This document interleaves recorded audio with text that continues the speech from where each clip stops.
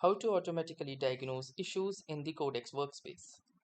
So hey guys, welcome to this tutorial. In this quick and short tutorial, I'll guide you how you can automatically diagnose issues in the Codex Workspace.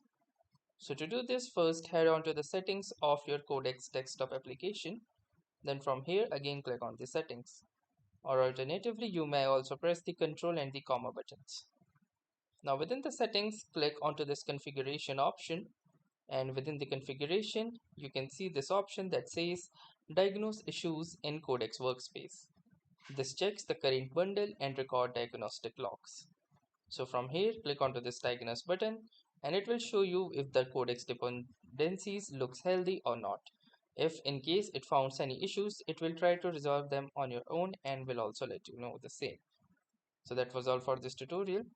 Thanks for watching and have a nice day.